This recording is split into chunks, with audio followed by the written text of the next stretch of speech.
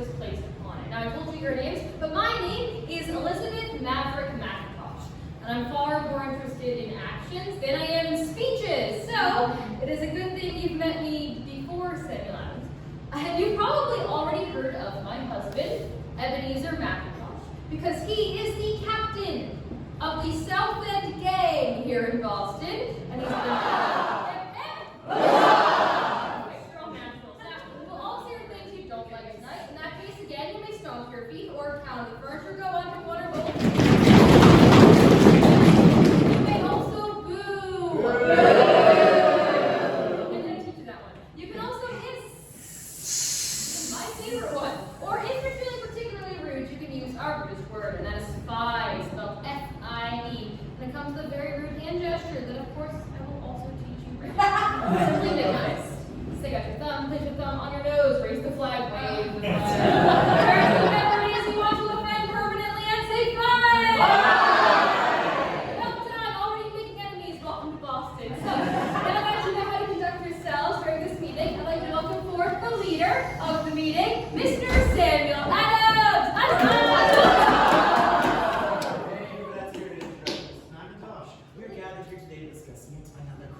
Forced upon us by Parliament, supposedly on behalf of our monarch, King George III. Now in Boston Harbor lie 3 ships, the Eleanor, the Dartmouth, and the Great Beaver. Their holds are fit to bursting. 300 our newspapers, all of our printed documents under the Many were outraged when he set the streets, rioting, protesting. Was the 60s after all. Mr. Thomas Porter, what do you have to say, my friend? Parliament not only tax our paper and ink, they even tax our playing cards and dice. Mr. Porter, I can tell by the unbridled rage in your voice. You're so angry to take this. We were told these taxes are meant to repay our debt from the French and Indian War. All except one, the tax on tea. In Lord Norbert's reports, a 3-penny per pound tax to signify the supremacy of Parliament, its supposed right to tax the colonies, and these colonies have the right to demand representation. Our colonial charter of 1691, all echoed by the spirited words of James Otis. Taxation without representation. Tyranny. The time for petition, the time for compromise is over. I'm sorry to interrupt. We got a message from Mr. Roach. He said it's from the governor. Thank you. This is the news we have been waiting for. Governor Hutchinson is willing to grant anything consistent with the laws and his duty to the king. All right. But What? he orders the vessels cannot leave unless the cargo is offloaded, as the law demands. Boston, what do we say to this? Our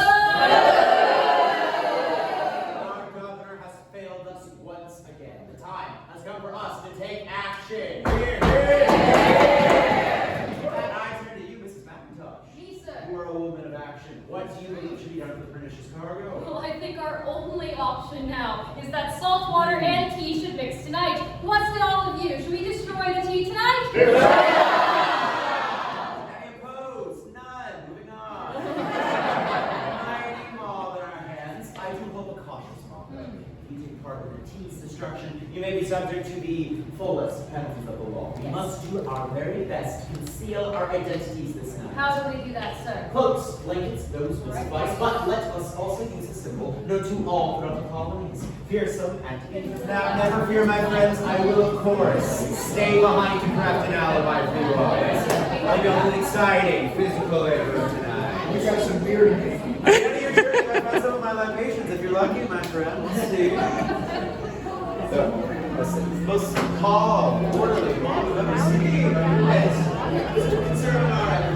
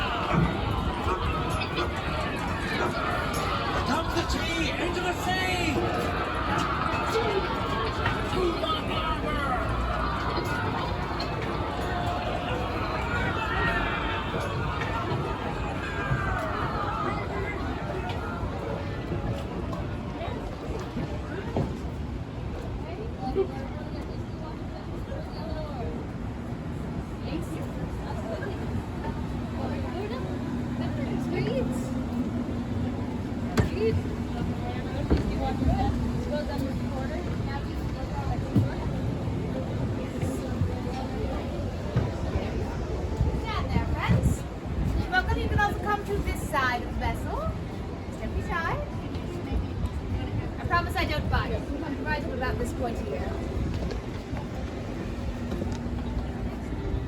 Now, I must ask on this side as well. Is it your first time committing treason?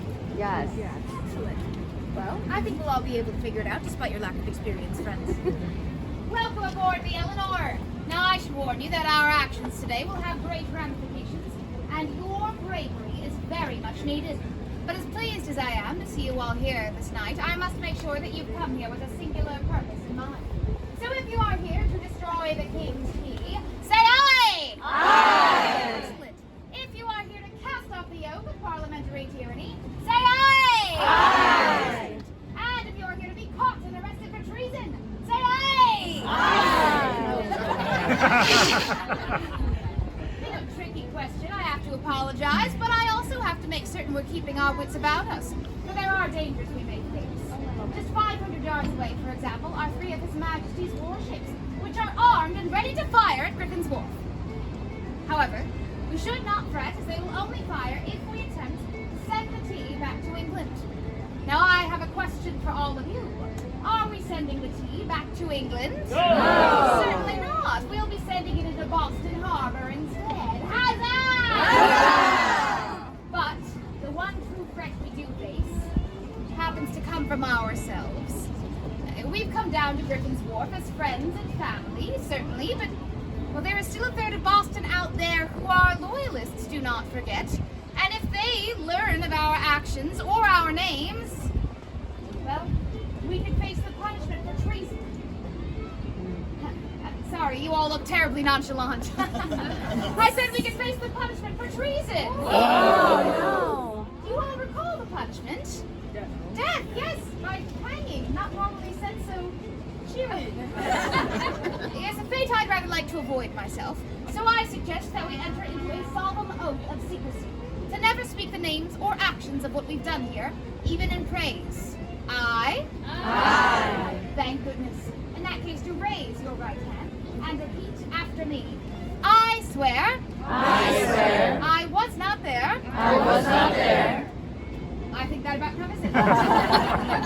Now, on to the business at hand. I've hauled up 3 of the smallest trays of tea I could find, but despite their size, they may weigh around 100 pounds apiece. So I'm going to need 3 very brave and very strong patriots to help cast off the first volley. Do I have any volunteers? I see someone just over here. Yes, you two can take this one here, team up, and then I saw someone eager just over here. You can take this one here. Now, there will be time for us all to throw tea, but for now, on my count, you good folk will cast off your crates, and you good folk will give them a raucous huzzah! Aye? Aye. Feel free to count with me. 3, 2, 1.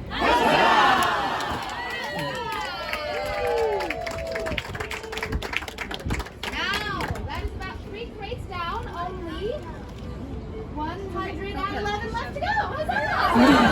Yes, we're going to steel ourselves and storm down below decks. And when I say storm, what I mean is please follow me down this set of stairs.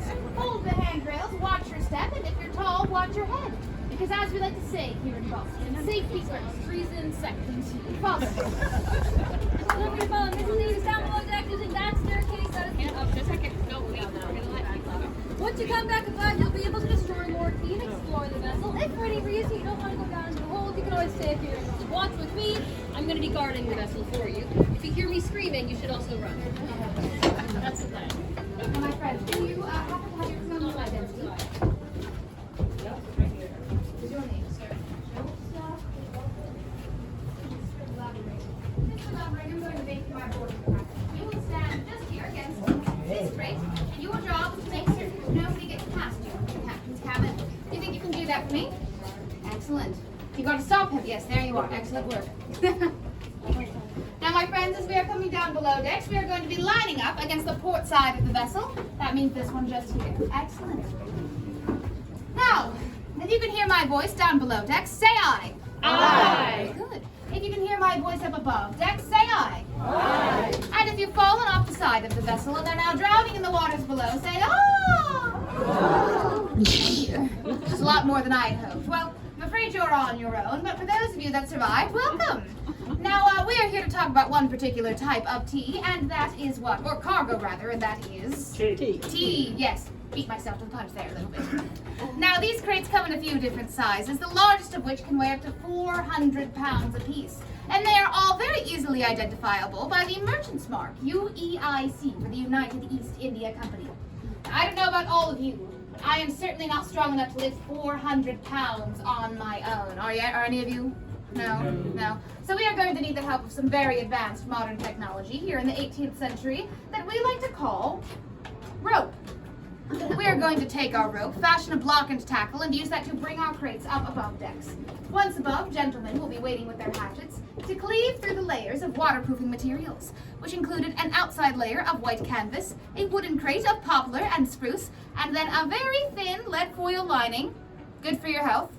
And then you get to the tea. Now, it's been sitting in a London warehouse for up to 4 years, meaning it has gotten terribly stale and solid.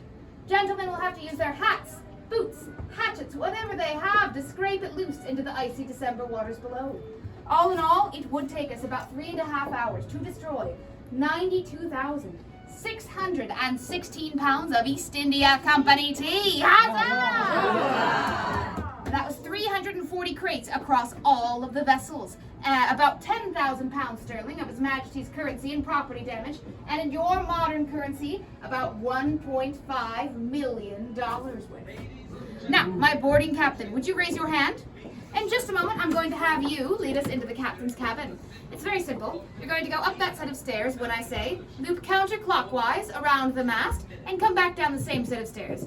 It sounds very complicated. Just stay on your right and you'll figure it out. Now, sir, go right ahead. If you're on the port side, you may follow. Now, if you are on the starboard side and you've not yet had a chance to see the forecastle, I'll ask that you go in this direction so you do have a chance to see it. We are participating in a very time-honored tradition here in Boston that we like to call one-way traffic. Next order, sir. Between 6 and 7 o'clock this evening,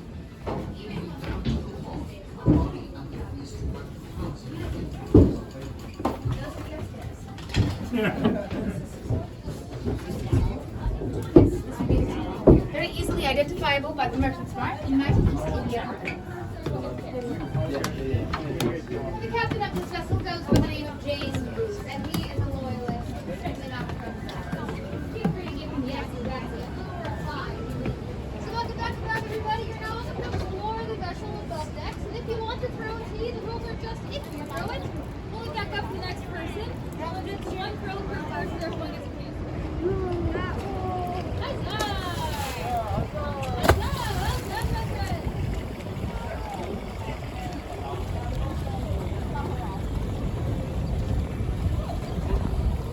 Now get back up, everyone. So you're welcome to explore the ship above decks.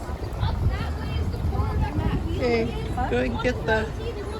I'll take a picture of you. Mom didn't know that. Now she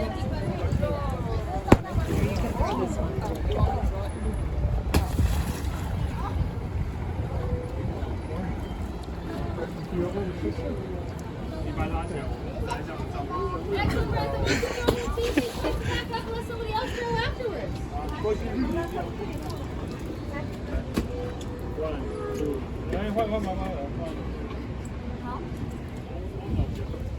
You want me to do it? Here.